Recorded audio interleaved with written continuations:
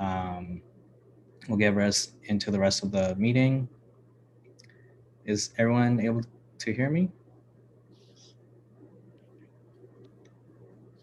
Okay, cool. All right, and the sign in will be at the very end. And like always, there's a easy quiz question, so make sure you're paying attention so you can answer it and get credit for it. All right, so we can get started with the meeting.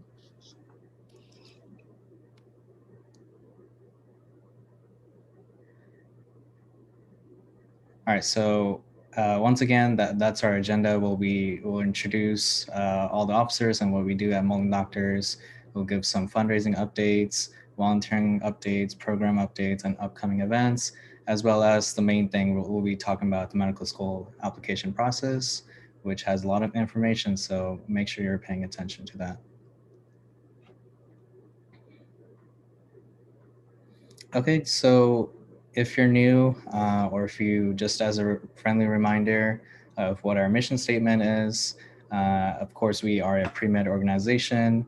And while we do primarily, medicine or for, MD and DO schools, we also offer a lot of healthcare experience that may benefit you regardless of what healthcare field you are in. So our goal is to nurture service, philanthropy, academic excellence, and leadership in future physicians. So hopefully all that agrees with you and you are in the right place. Okay, we'll get into our program updates and upcoming events.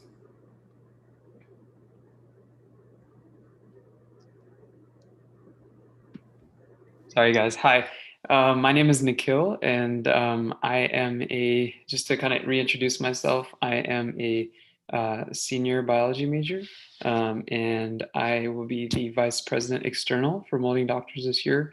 So I'll be taking care of most of the mentorships, any questions you have about mentorships or anything regarding the Today in Scientific Discovery sessions, you can come to me about that. But the one thing I want to kind of introduce first, and I'm very excited to do so, is the TCOM UTD mentorship program that is kicking off this semester as promised. And it wouldn't have been able to be done without the help of our very own Kimberly Tran, who was one of our former officers here at MD last year and even in the past years. So she's a very special person to us, and we're extremely excited actually because she's actually here. So hi, Kimberly, how are you? Hello, I am good. How are you guys?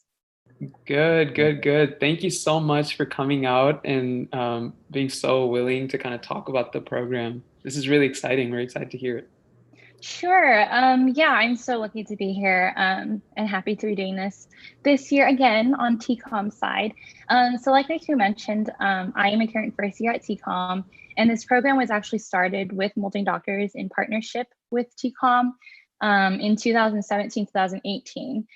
So since then, we've expanded the program, we've included a lot of schools, but generally it's just a really great opportunity for you to be matched with a medical school mentor. And that mentor can kind of guide you through the transition process. So I know that Molding Doctors generally has a mentorship program that's for underclassmen and upperclassmen to try to navigate that whole pre-med life. And so this program was kind of designed to help the upperclassmen transition into medical school and navigate the medical school application process. So we're really excited about it. Usually we would have the students come to TCOM and see the campus, do campus tours, meet some of the faculty and all that. But since we cannot do that this year, it will be virtual. So it's going to be on that February 27th from 9 to 12. And we're also very excited for it because we're having the dean of our school speak. So it's always great to hear from the school's dean and see, what the school is about, what osteopathic medicine is about. And furthermore, I think the mentors are really excited. We've had over 100 mentors sign up. But since we have opened it to other schools like UTA, UNT, and so forth, we do have to put a cap on the amount of mentees that we are accepting. So who can apply for the program? It's open to all undergrads. So if you are a freshman, you can sign. You're really committed to medicine, you can sign up. You're welcome to sign up as well. But anyone can sign up. The only thing that we ask is that you do attend that virtual meet and greet on the 27th, and that you're able to meet with your mentor at least once a month after. I don't know if you guys have taken a look at the application, but we'll try to match you based on interest, like how involved you want to be with your mentor, and more of like, the specialty you might be interested in, and so forth. Let's see. I don't know if there's anything else I can talk about with this. It's just a really exciting program that I'm so glad is happening again this year. So I know that some of you guys have already signed up, which is great. But there is that, you can use that QR code there. Is there anything else that I left out regarding this that you guys might want me to mention? I think that's really good. And just make sure to fill out the form by the 12th, guys. Because as Kimberly said, there is a limit on the number of people that they can accept. But yeah, so exciting stuff. Any questions regarding the program from any of the members? Let me see. Yeah, okay. Well, I'm going to drop my email in the chat box. So if you have any questions regarding the program, you can feel free to reach out to me. I'm generally good at answering my emails, maybe not for the next 24 hours because we have a test tomorrow, but you can always ask me. And I know that a lot of times there's a questions between like MD and DO, what that route looks like. So I think having a DO mentor, a DO student mentor would be a really great chance for you to understand the differences, especially, with the residency merger and all the changes that's happening, and what would be expected of you as a DO student, like in terms of, your board tests and what additional classes you take, like for OMM and so forth. So yeah, if you guys don't have any other questions, I'm gonna go study for my test. But you guys feel free to email me. And thank you so much for having me. It was nice to see you guys. Thank you so much, Kimberly, for being here and taking this time, even with an exam. That really means a lot. So we really appreciate it, and appreciate you for putting this program together. Thank you, Kimberly. Thank you. Bye. Take care. Good luck.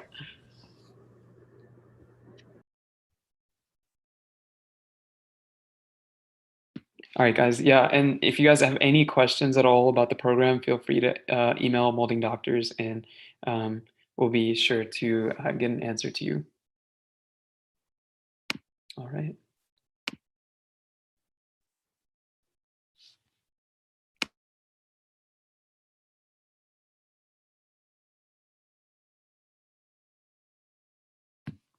Shri, I think Luis might be having a little trouble. Right, yeah.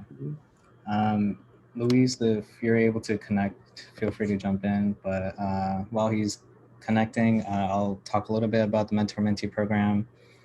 This is something we've done last semester and many years prior to it. We just like to give you guys another opportunity in the spring semester in case you didn't apply for it in the first semester, or if you're a new member to Molding Doctors, you still have the chance to pair up with a mentor or help a mentee out.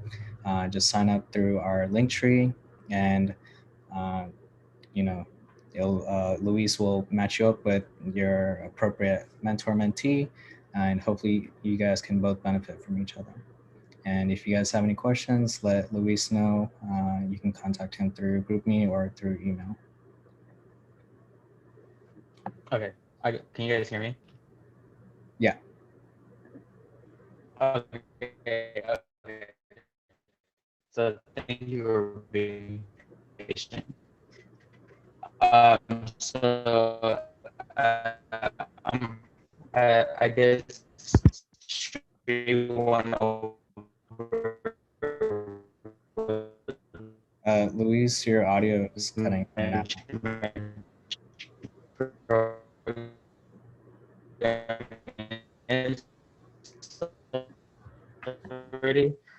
So last semester we already paired people, already were part of our molding doctors. What they weren't a member. Okay. Oh no. It was working towards. Well, um, yeah, I'm already using my data. So I mean, email the molding doctor's email. All right. Thank you. If you guys have any more questions regarding that, just let us know in the chat or on GroupMe. And we can go to the next slide.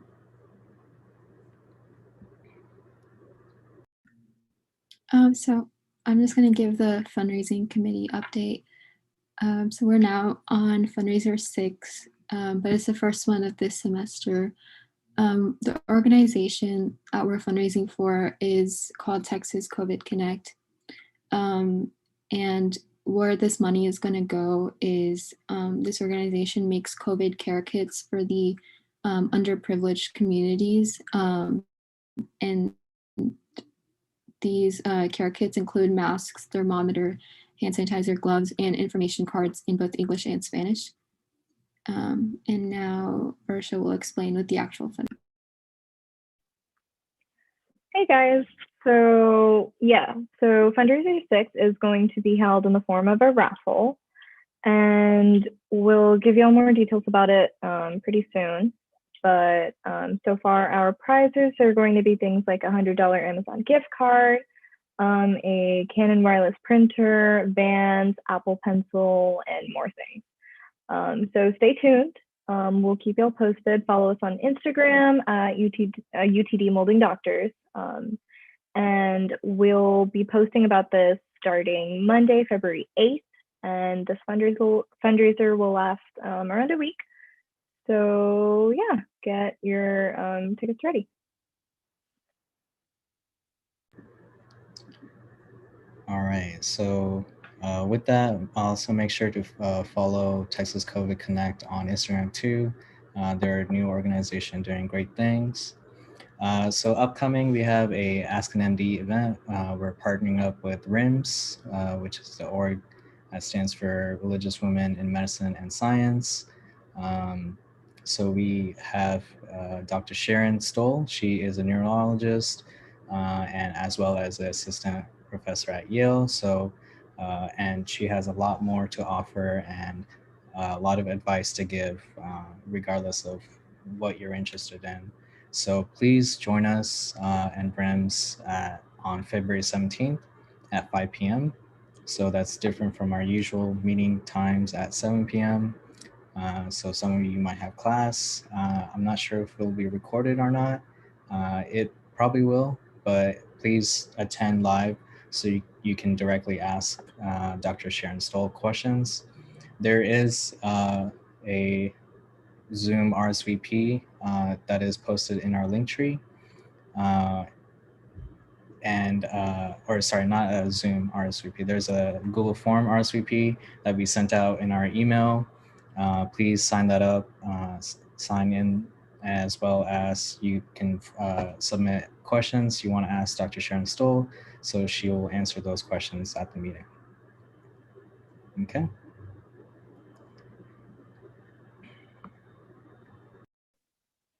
All right. Hey guys, just as a little bit of an introduction for all of our new members, my name is Kevin. I'm a senior majoring in biology, and for this year, I am the service coordinator for Molding Doctors. So really, I'm here to help find volunteer events and get those opportunities to you guys. So we have remote and virtual events. The one thing that we are continuing with from last semester is Reading Partners North Texas. Through this organization, volunteers get to hold these weekly tutoring sessions where they help children, I believe, in elementary school with reading assignments and reading practice so that they're able to read at their grade level. There is a little bit of a training that you have to do before you actually get to do these virtual tutoring sessions through Zoom. I believe it's only about 2.5 hours. And last semester we had around 10 to 15 students who actually completed the training. So it goes by really, really fast. And then after that, you actually get to start volunteering, which is great. We're going to offer 1 MD point per hour of training and then 2 MD points per weekly session that you have with your student that you're partnered with through this program. There's a link included If the link doesn't work for some reason, just Google Reading Partners North Texas and click the volunteer page, and it'll provide you more information. This semester, we're also doing something a little bit different. We are going to be mentioning in-person events. Before I actually get to them, I do want to mention a disclaimer that's in the bottom left of the page. All of these in-person events are not coordinated or affiliated with Molding Doctors. We won't be awarding any MD points either for these, especially because of COVID policies and UT Dallas's policy towards in-person volunteer events. So no MD points will be awarded for these. Our only purpose right now is just to inform you guys that these events still exist off campus or on campus, and just to get that information out there to our members. And ultimately, stay safe if you choose to volunteer. I know it sounds really bad when I say this, but volunteer at your own risk. Stay safe. Your health is the priority when it comes to these. So once again, we're just mentioning these events, and we're not coordinated with them. So in-person events, we have 3 of them that we're mentioning. We have Incredible Fridays, which is at McKinney. Basically, volunteers get to work with families of children with special needs. It's 1 evening a month, and really it's just like an evening filled with fun and games, and you get to hang out with these kids. So it's really, really fun, and you can find more information on their website, which is linked as well. The next one is actually a clinical volunteer opportunity at Agape Free Clinic. It's in downtown Dallas, and really it's clinical volunteering. There's also general volunteer roles as well. And after a little bit of training, you can actually become a medical assistant and start taking patient vitals, managing pharmacy stock, and other clinical duties as well.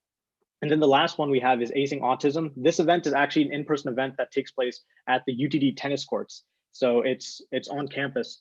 And through Acing Autism, volunteers actually get to connect with children with autism and help them build those social connections through the game of tennis, which is really unique and really, really fun. So if you're into, I guess, playing tennis and you're looking for a volunteer event like that, Acing Autism is an event that's currently going on this semester on campus.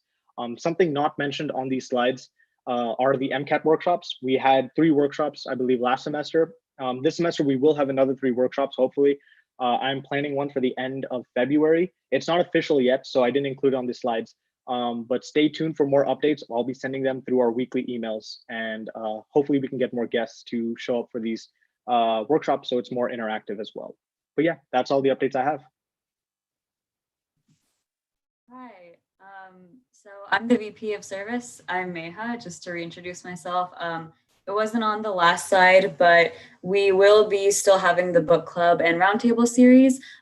In next week's email, look out for that. I will be adding an availability and interest form for which book we're going to read this semester. So this semester we will only be reading 1 book, so it's going to be much easier for you guys, and you don't have to attend all the meetings. You can attend just a few if you want, and we will be offering 2 MD points per meeting. And for roundtables, we will have 2 meetings per semester. As a reminder, these are opportunities for discussion about different topics that are, directly related to medicine, or they might be adjacent to different issues surrounding medicine, and just issues in society. So yeah, look out for that. And I'd love for you guys to show up. It's pretty simple. I just want to hear your thoughts. So if you have any questions, feel free to reach out on our email or group me, and just look out for it in our next email. All right, so before we get into the medical school application process, I also wanted to quickly mention that Molding Doctor's main event is called SANIC, and SANIC is a week-long medical school package of workshops and interviews.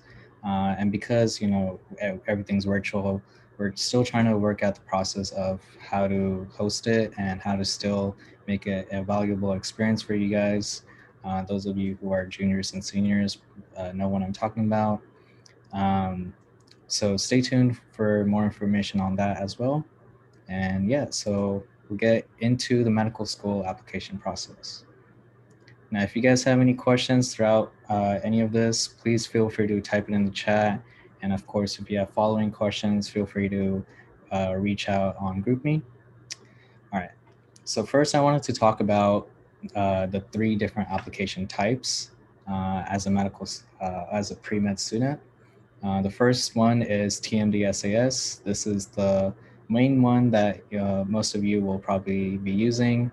It stands for Texas Medical and Dental College Application Service, and it is used for all the public medical schools in Texas, regardless if it's MD or DO. And if anyone's been paying attention to like medical school news, Baylor was just announced that it's going to be added to TMDSS application service. Baylor used to be on Amcas, which is used by medical schools all around the nation.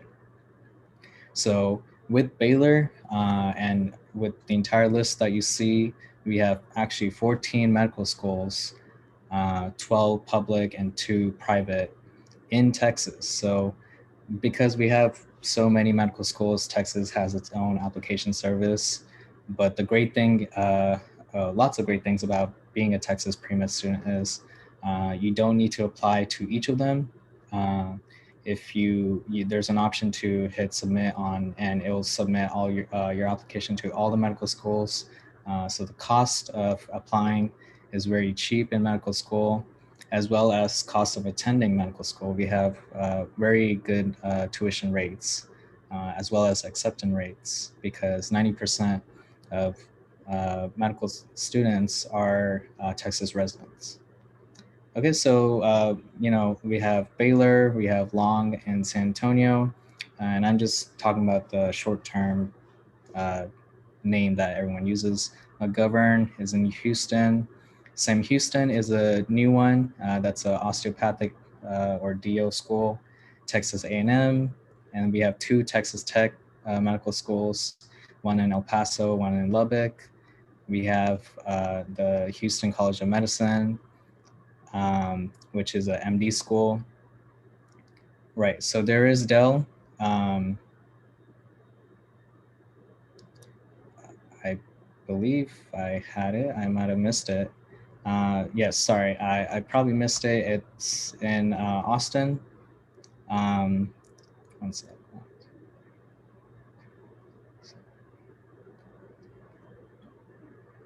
Right, I probably missed it.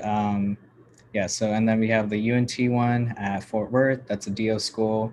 We have UTMB at Galveston, Rio Grande, and UT Southwestern. Of course, the majority of you guys know where that is. And then we have 2 private ones. TCU is another medical school at Fort Worth that recently opened up. It is a new MD school. Of course, it is one of the 2 private schools.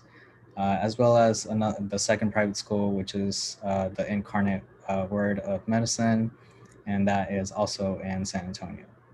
And yes, we do have Dell in Austin. All right, so those all go underneath TMD-SCS. And then next up we have, if you want to apply to medical schools in another state, you would have to use Amcas, which stands for American Medical College Application Service.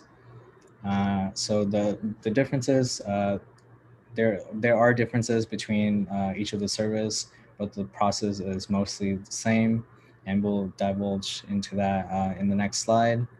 And then, of course, if you want to apply to DO schools around the nation, you have to use COMAS, American Association of College of Osteopathic Medicine and Application Service. And I just wanted to quickly also mention TMD-SCS is also for dental and veterinarian schools. Under that service, we have 4 dental schools as well as 2 veterinarian schools in Texas. Okay, we can go to the next slide. Just to know the timeline for when you apply. So if you are a traditional student, so you've been preparing your freshman year, sophomore year, you've taken your Mcat, so you'd start applying summer after your junior year. If you want to take a gap year, you would be applying summer or during your senior year, and then you would have your gap year and then attend medical school. For TMD SAS, it releases May 1st. It's to your benefit if you finish the essays as soon as possible, so you can submit early and get an interview. For MCAS, it releases early May, but you can only submit by early June. And then the TMD SAS deadline is in October. But just make sure to submit much before this deadline, just because you can start getting your interviews starting in early August.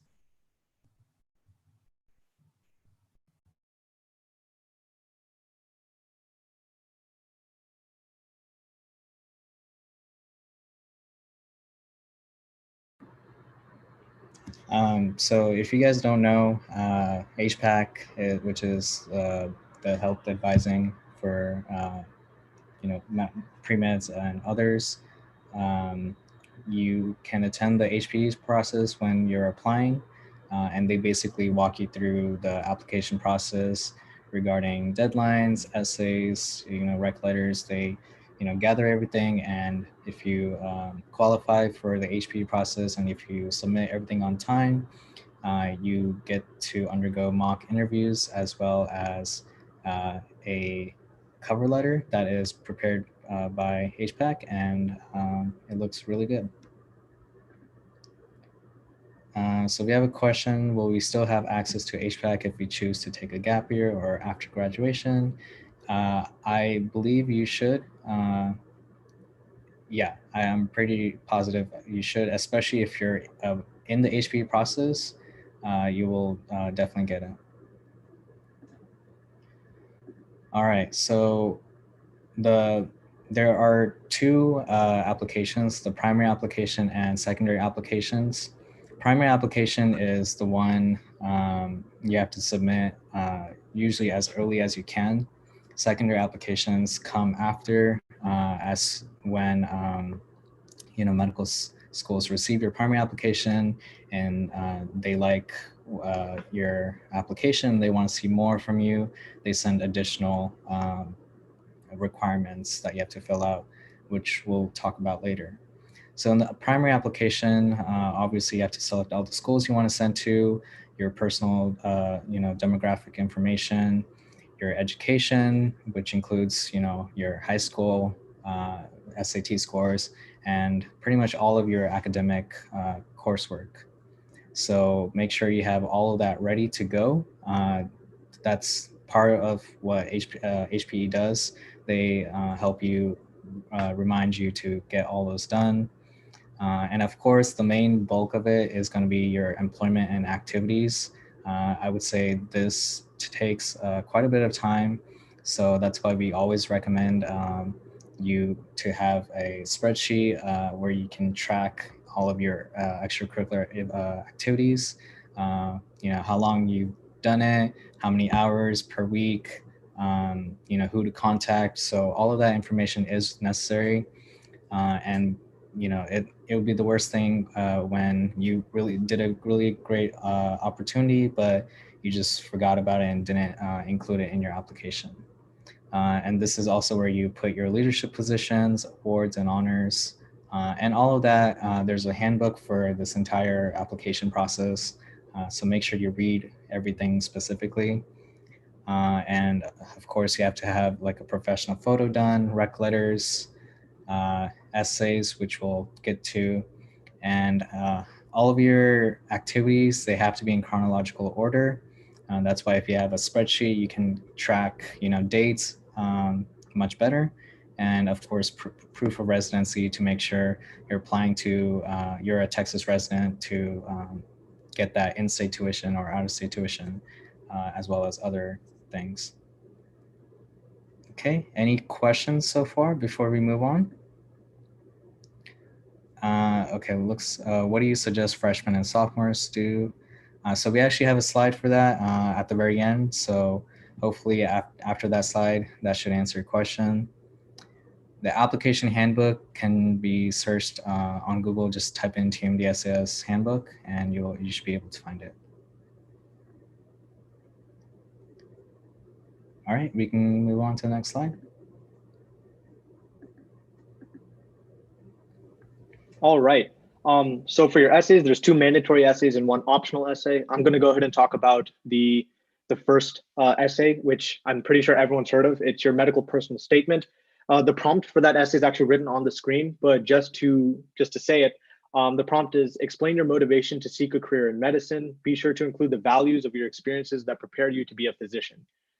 Basically, this is the essay where you get to talk about why you want to be a doctor. What are those experiences that influence you to choose this career path? And although it's not explicitly mentioned, you can also talk about your personal philosophy on medicine and those meaningful experiences that helped influence and shape that philosophy. So really, this is a very important essay, needless to say. And to prepare for it, you should really start early, and you should really start brainstorming ideas and topics to discuss. So when I say start early, just as a point of reference, the HPAC HPE process requires you to have a rough draft of your personal statement by, I believe, the first week of December, or the first or second week of December, if you're part of that process, which means you should really start looking into, personal statement and brainstorming those ideas, I guess, at least a month before. And when you're brainstorming ideas, once again, it's really important to have like at least a list of all the volunteer experiences you've had, maybe even a list of all the memorable experiences that you've had during your 4 years as a pre-med. Especially for your medical personal statement, you can also talk about those meaningful, unique experiences that you've had even before pre-med that have kind of motivated you to choose a career in medicine. So really, when you're brainstorming, it's important to really sit down and think about all these experiences and choose the most meaningful ones and put them together in a very cohesive narrative. Also, just to mention, it's this personal statement has to be at most 5,000 characters, including spaces. That is about 2.5 pages, which is not much when you consider like the broad scope of this question and all the possible ways you can answer it. But it definitely means that you should try and write as many rough drafts as possible, refine it as much as possible, get other people to read it and critique it, so that eventually you'll find that one essay that shines and really talks about you and conveys who you are and your passion for medicine perfectly to the adcoms. But yeah, your personal statement is very important. So the biggest piece of advice is start early and definitely brainstorm well in advance. And Varsha is going to go ahead and talk about the other 2 essays. Right. So I think, first of all, Kevin did a great job of explaining how to approach the medical personal statement. And I think that also applies to how you should approach both other essays in terms of like planning and thinking ahead, and in terms of thinking about what makes you a unique applicant and showcasing that in your essay. So for the personal characteristics essay, you might have like a distinctive interest, background, viewpoint, path, whatever it is. And that's what you need to include in your personal characteristics essay. I would try to think outside of the box, try to kind of narrow down to a few characteristics that you feel best describe you, and be very specific about it. Try to avoid like the generic ones like hardworking or passionate about medicine, caring about helping people, unless that's something that you can, you feel that you could talk about in a unique way about yourself. So try to be specific, and not only about what those characteristics are, but also about how you use those characteristics to approach medicine or just in general life. Right, so that's the personal characteristics essay. And the optional essay, they call it optional, but they do recommend that you do this essay because you should take as many opportunities as you can to talk about yourself, just show more about you. So optional in quotation marks. And so this is kind of the essay where you can talk about special circumstances, or where you could dive deeper into something that was not covered on your application or in your other essays, and just anything extra that you would want med schools to know about you. And this shouldn't just be like a space filler just because you think, oh, I should use it just because I have it. You should try to add something of actual value to your application with this. So yeah, like Kevin said, go ahead, and it's never too early to start just like thinking in your head about things that kind of set you apart, things that are important to your pre-med journey, and things that like within your experiences with like volunteering or shadowing or whatever you're doing. Think about those experiences and how you relate to them and how you would maybe put that in an essay. So yeah,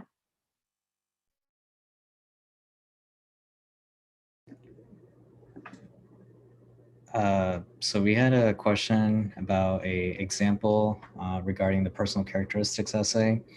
I think when I was a member, they did like a medical student panel, and one of the medical students said she was on Jeopardy, and she talked about that, in her interviews and her essay, and that really went a long way because, that was a connection that the interviewers and medical students found unique and really interesting to talk about, and that really made her stand out and memorable. So really, any hobby that you have that you wholeheartedly do and thoroughly enjoy, and if it doesn't come as forceful or if you're doing it just for the sake of doing it, it will really show. Okay. Yeah, and I guess just to add on to that, one of my mentors told me like a big part of this question is that little last phrase right there that says that would add to the educational experience of others. Um, the question is asking about like something unique about you that you could bring to that medical school and kind of add to their diversity, something unique that you can dig deep and find like that kind of you believe sets you apart, Yeah. But yeah.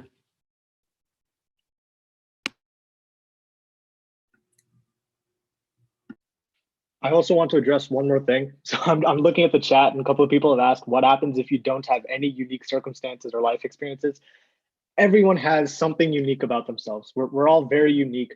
Maybe it's not something super grand, or cliche as in grand like that.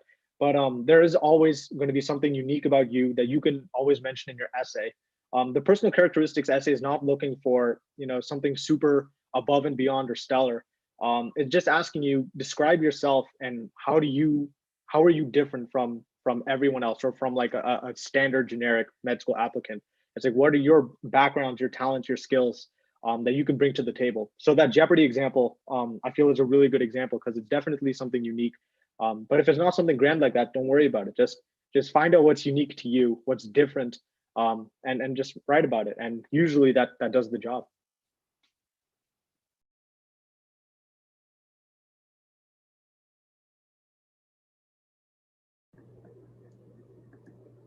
All right, thank you. We can go to the next slide. Yeah, so the next part of the application process is sending official transcripts.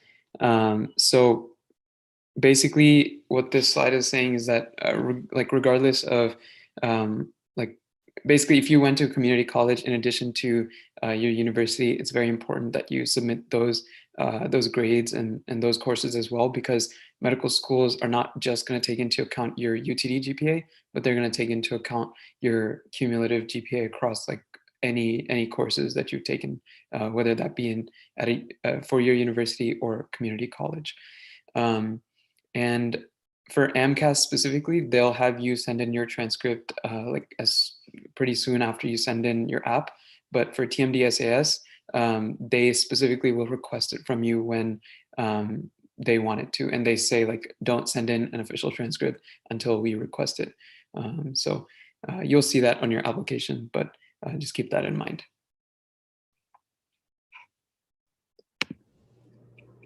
Oh, sorry. Just a quick side note on transcripts.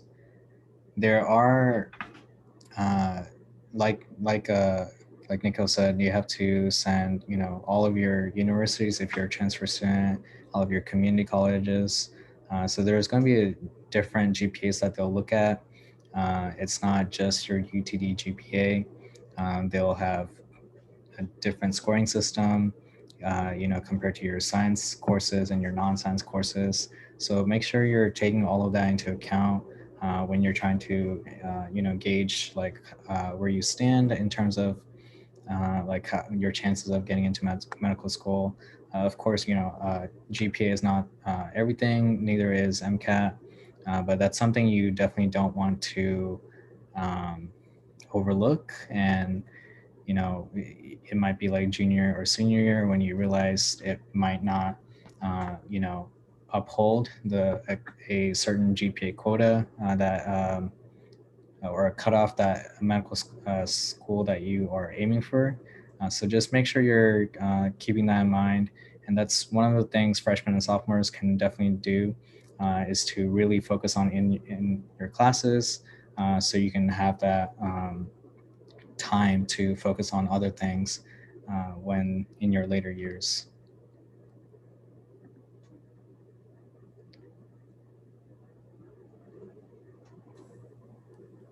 All right, so sorry, just to introduce myself, my name is Dheeraj. I'm a bio major, I'm a junior, and I'm going to be your treasurer for this year. So now let's talk about letters of recommendation. The best analogy I can kind of give for this is it's not really like the meat of the burger, it's more of like the condiments and other stuff you put in the burger to kind of enhance it. And the letters of recommendation are really to enhance your application to make you a real standout candidate. It is ideal, but not necessarily mandatory to have up to 5 letters, but the more the merrier. But you want to focus more on quality of the letters of rec rather than the quantity. So how you do that is basically talk to your professors, attend office hours if your professors have any. One thing I can say about UT Dallas is the professors, they genuinely care about, you know, your well-being, and they want you to go to a good med school or whatever you aspire to be. And they genuinely look forward to you talking to them. So you want to take advantage of that and really get to know your professors, who they are, attend office hours, ask questions, be attentive in class, stuff like that. These are just a few of the people you can talk to: science professors, research PIs, non-science professors, perhaps a doctor you've shadowed. If you're a scribe, maybe you can talk about that. Yeah, really anyone who you think can really, you know, bolster your application, really give a good letter of recommendation. That's who you want to talk to and ask. Be sure also, when you're doing this application, you want to do this ahead of time. You don't want to make this like a last minute thing. You want to give the professors some time to actually write something about you, an experience they've had with you. And yeah, that'll ultimately bolster your application and really make you a standout candidate. These aren't hard and fast rules. It is up to you, but ideally you want to follow this kind of structure.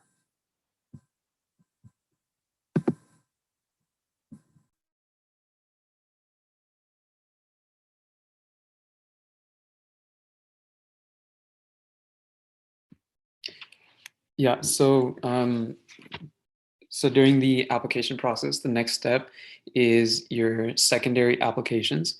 So your primary applications include your 3 essays, like Kevin and Barsha were talking about.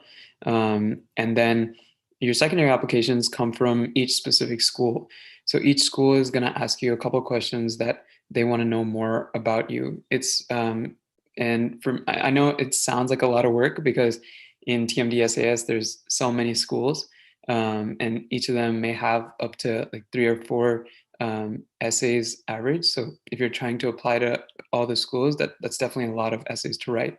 But if you think about it, each essay that you write is an opportunity to show a different side of yourself that you didn't really get to express in your primary application.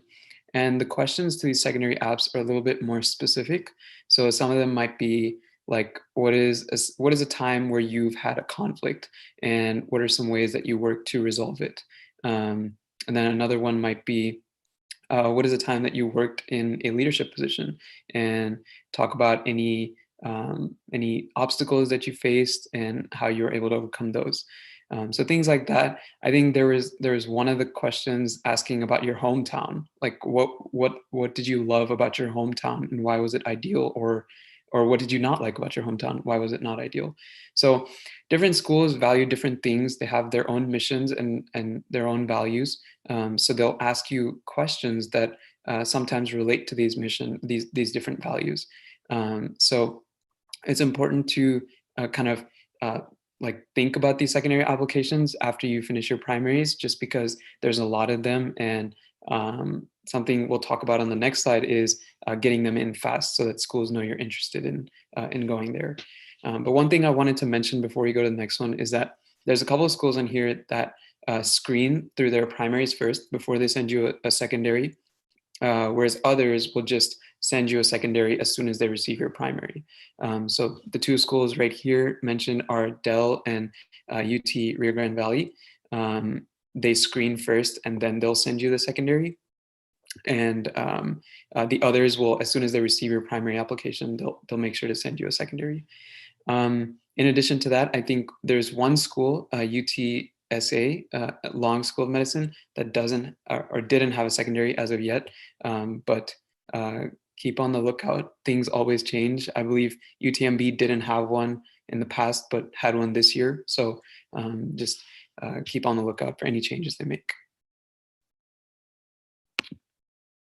And yeah, just going off of that, so basically what happens is you get your primary application submitted, and then that goes to TMDSAS, and they take a little while to process it. So it'll be like, it can take up from like 2 weeks to maybe even, could take even a month and a half to 2 months, which is a long time because there's a lot of applicants. And that's one of the reasons why we were saying, like, it's very important to apply early, because when you apply early, TMDSAS gets to look at your application first and they'll get to process it first, which means that schools will receive your application first. So that basically is an advantage on your part.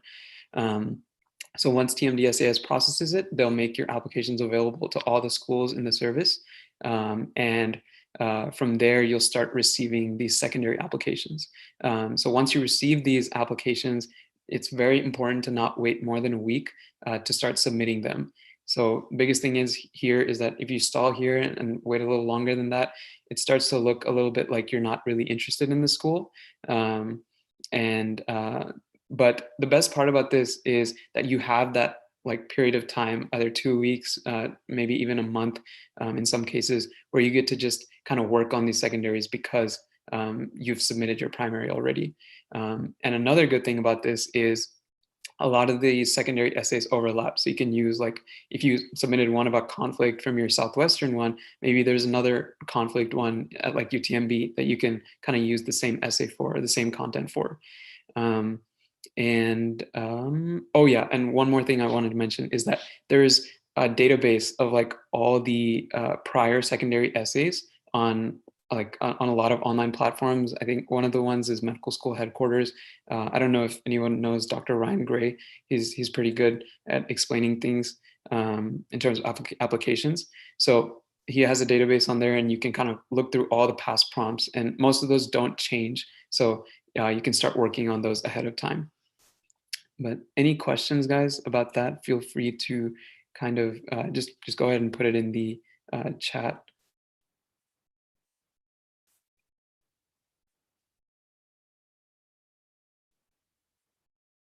All right.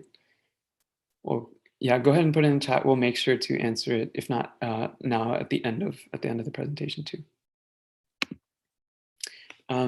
So the next step in the process is interviews. So once you receive an invite to interviews, basically you'll get an opportunity to immediately schedule your time, and then you kind of read through the instructions of how the day will proceed, because some start in the morning, some start in the afternoon. There are different types of interviews that we'll talk about. And sometimes you'll even be given your interviewers' names. So you get the chance to look them up and see, like, if they're a PhD, if they're a student, if they're a doctor, a practicing physician, to try to get a feel for what their research is about, and understand what they might ask you about. So if they're a PhD, they might ask you about research. If they're a doctor, they might ask you about clinical experience. So just things like that. So prior to your interview, basically the biggest thing is just practice, practice, practice. And like we mentioned earlier, HPAC offers mock interviews, which you should totally take advantage of, because they basically read through a script of almost like 30 to 40 questions, and you basically like answer them like right after one another, and they give you tips on how to answer them better, which is awesome because you get to go through so many practices. And these are HPAC advisors, so they offer like great advice.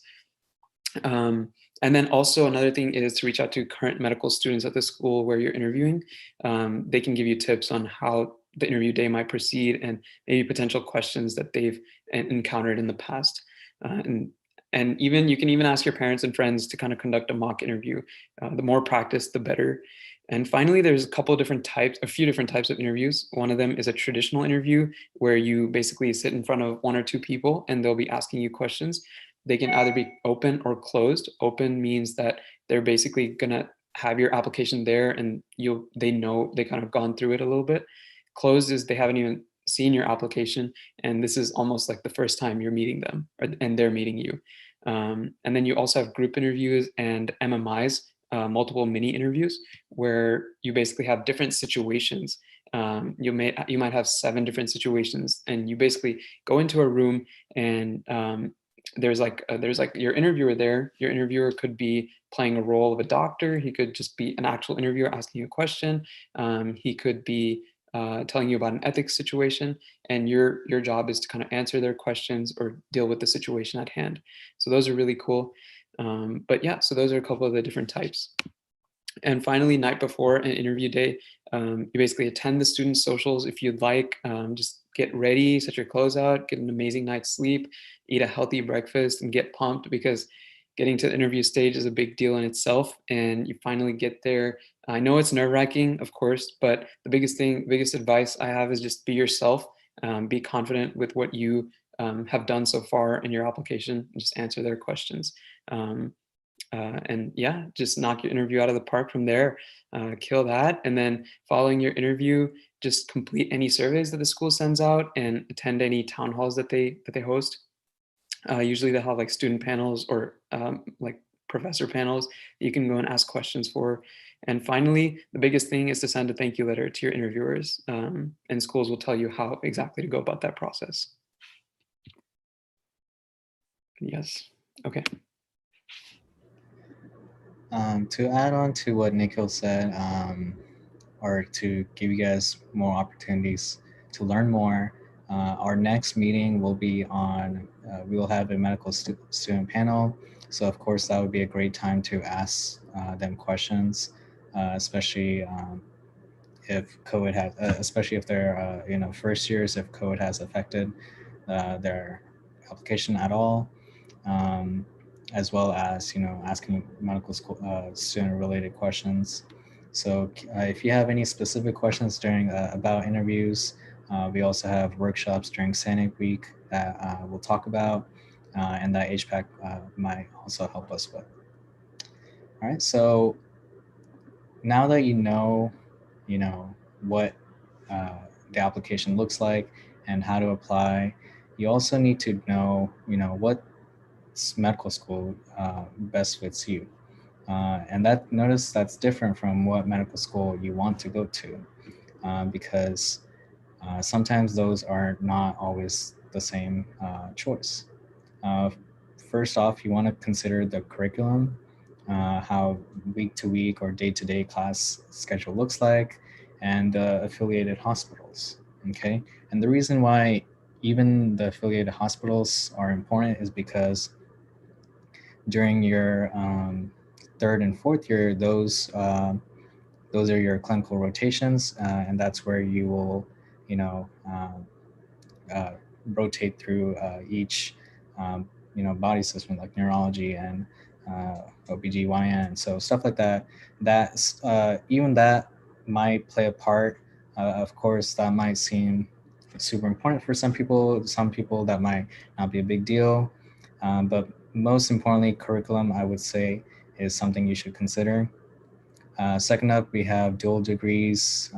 If you also want to pursue a MBA, PhD, master's in public health, stuff like that also matters, and only certain medical schools offer that, and only certain medical schools help achieve both degrees and offer support for the other degree in addition to your MD or DO.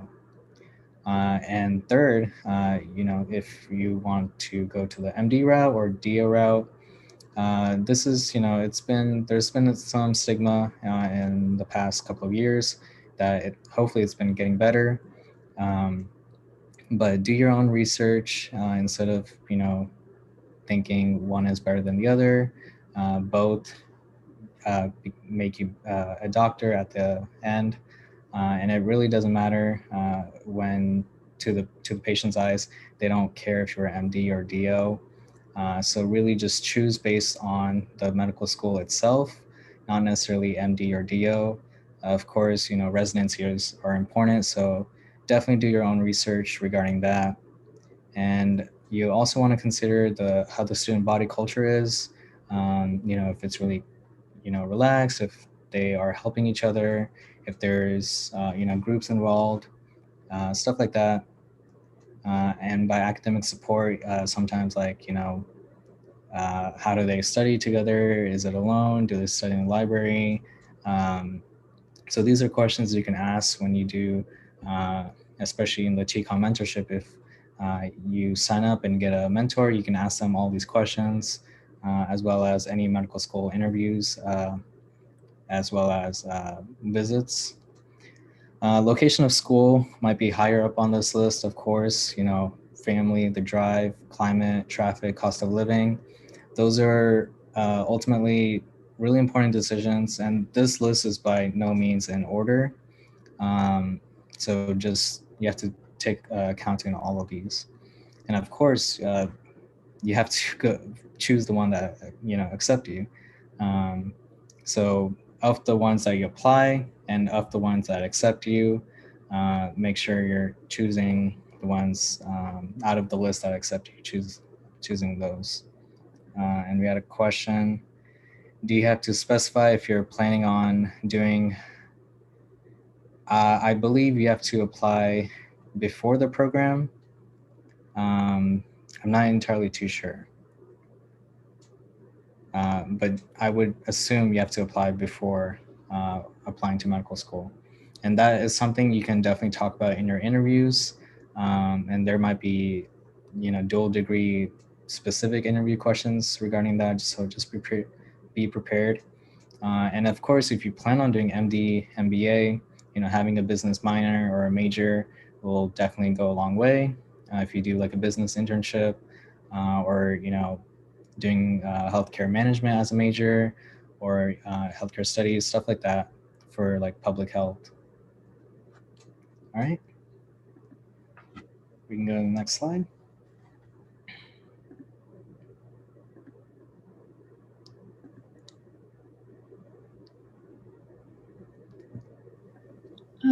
Hi, everyone. So this goes to all the freshmen and sophomores. I know there was a question in the chat about what underclassmen can do to build their application.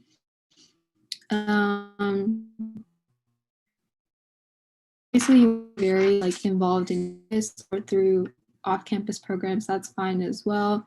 Having a variety of both would be good. Sorry, I forgot to turn. You also want to choose your classes wisely to avoid tanking your GPA. I would say a lot of that goes into having a mentor that is an upperclassman or at least 1 year older than you. Personally, I'm in the freshman mentor program. I've been in it since I was a freshman. And I ask my mentor all the time, every time we have to select classes, I ask her how hard is this class and what the most strategic way to take these classes are, especially when you start getting more freedom with your classes in terms of what electives you choose and things. There's definitely a better way to do things. And so I would say definitely get a mentor for stuff like that. Or you reach out to MD officers as well. They definitely know a lot. And so the next thing says build those connections, even if they're just on-campus upperclassmen. Definitely when I do volunteering or anything, there's a section on my spreadsheet where I also write any notable people I met, whether they're just other students or if it was notable doctors or the coordinator of the volunteer event, whatever it is. It's just important to have a good presence and remember who you've talked to and stuff. Next thing is shadow physicians. I know this is hard during COVID, but I'm sure by 2022, hopefully things will open up a lot more. I have heard that you should try to do things in a variety of specialties if you can. So I've asked HPAC what the ideal number of shadowing is, and there's not really like a perfect number, but they told me about 50 hours per specialty is good. But I know that's like really hard right now. So there's a lot of virtual shadowing opportunities as well, and I'm sure medical schools will take that into consideration. So just do the best you can when it comes to shadowing. The next thing is get healthcare experience by volunteering at hospitals or scribing. Once again, I know it's hard because of COVID. I used to scribe my freshman year, and I think I've heard from some people that they recently got a scribing job. So it's not impossible, but obviously your safety is the most important thing. So if you don't feel comfortable going to a hospital, that's like perfectly understandable, and you shouldn't feel bad about that at all. So it's okay if you don't have that, but I would just be creative about how you can get healthcare experience. Apply for summer internships and follow through. Once again, I know it's hard because of COVID, but there is still a lot of stuff out there. Handshake, Glassdoor, Indeed, all of them have a lot of opportunities. I was on there recently and I was surprised at how much stuff I saw in there. So it's not impossible. You shouldn't just use COVID as an excuse to not do anything. You still want to be proactive and try your best to get these things done. And finally, we have get research experience. I also know that research has been greatly limited. But overall, I've heard that the end of each semester is a good time to apply because each semester people leave. So that's when like usually professors really need more people. So that's a good time to apply. And finally, just document everything that you do. I know we said that like many, many times. But really, like as soon as if you haven't been doing that, start right now, because I promise that you will forget it a couple years down the road. So I include like the date of the activity, the name, what I did, and what I got out of it, and also any notable people that I met. And yeah.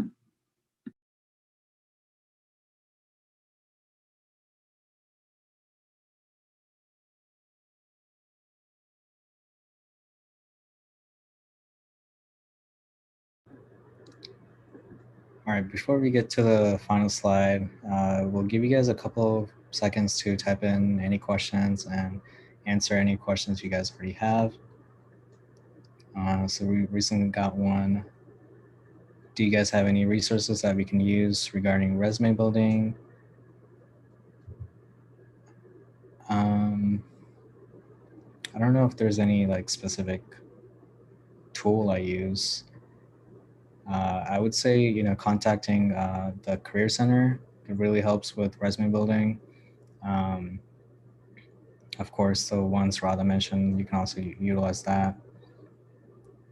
As far as what to put on your resume for like, medical school and onwards, anything that you did after or like the summer before your freshman year, your first semester, that counts. But things you did in your high school, regardless of how amazing that is, that isn't really reserved for like going on your medical school application. But you can definitely talk about it in like your interviews if it was such a big deal to you. And then how can we apply for, sorry, go ahead. I just wanted to add on to that. When I was a freshman, I was really worried about applying to stuff because I was like, I don't have anything on my resume now because I mean, everyone would tell me that everything you did in high school doesn't really count anymore. But I went to the Career Center for that, and I set up a meeting with them, and they told me your freshman year, it's still okay to have some high school, the biggest things you did in high school, it's still okay to have some of that on there. Because when you're applying for a job and stuff, that's different than applying to medical school. When you apply to medical school, nothing from high school should be on there. But when you're applying for like scribing or volunteering or whatever, it's okay to have high school stuff. So you can't just submit like a blank resume. So hopefully that helps. All right, and then we have a question, how can we apply for research experience?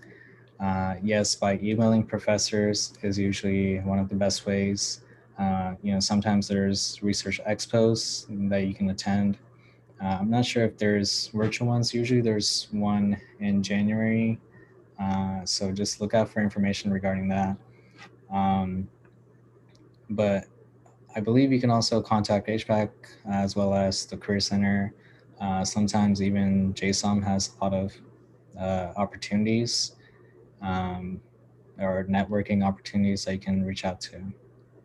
But yes, emailing professors and understanding, the field they're in is definitely the best way. And yeah, thank you to whoever sent the sign-in. And yeah, don't forget to use that QR code. Okay. Also for research, you can also apply for like a program like TEMRAP or Green Fellowship or stuff like that. Usually I think that's like more clinical based research, but I mean, it still counts. So if you're interested in that, then there's also like programs you can go through. Yeah, definitely. And yeah, there are classes if you do research at UTD that you can get upper level bio credit for. I think you can get up to like 6 credits. All right, so any other questions regarding the medical school application, about molding doctors, about the events and opportunities we've gone over?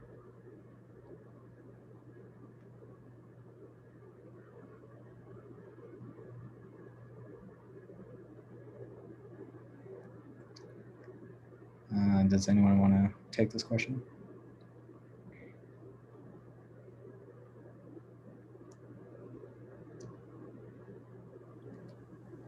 I just got into TEMRAP, although I think Kevin would be better at talking about this because he's been in it for a lot longer.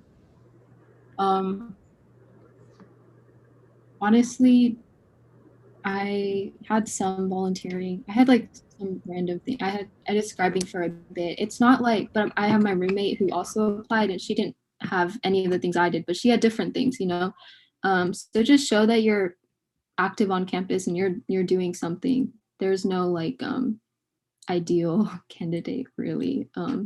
Just make sure you're doing something. I know that's like very vague, but yeah. To add on to that, so yeah, I'm a group leader for TEMRAP right now. Like you said, there really is no ideal candidate. We don't expect you to have any prior research experience. Really, like the application process has like a mini essay where it talks about why you want to join TEMRAP or what you could possibly contribute.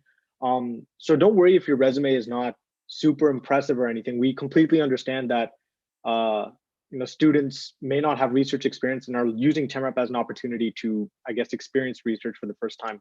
So just apply, fill out the essay as best as possible, and if there's availability, usually you'll get in. It's also a great experience to work in, I guess, Parkland ED and everything as well. Yeah, and if you guys are interested in any other opportunities, our last meeting in November, which you can view all of our previous recordings on our YouTube channel for information that we've covered. So on that last meeting, we have lots of great opportunities, including scribing and TEMRAP and other exciting things. Kevin, do you know if the TEMRAP application is open for fall 2021? I don't think it's open just yet, but it should be open maybe in a month. I don't know the exact date just yet, but I do know the semester just started, so it probably isn't open for next semester.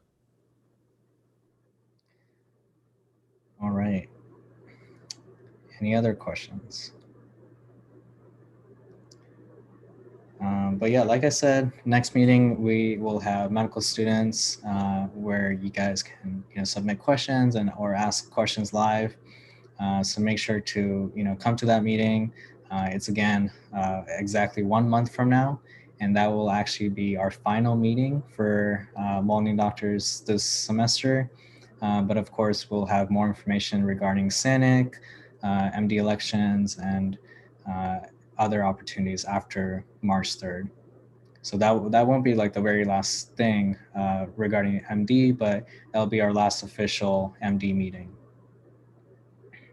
But we'll give you guys more information about other opportunities throughout the semester.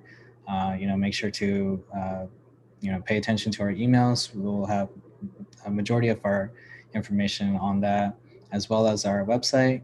Actually, something I forgot to mention is we have a recently new tab on our website called Frequently Asked Questions, and we'll update it throughout the semester.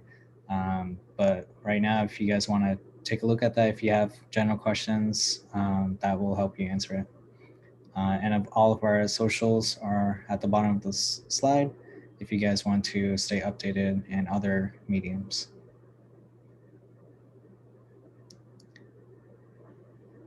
All right. If there's no more questions, thank you everyone for coming, and hope you guys have a great night. See you guys next month. See you guys.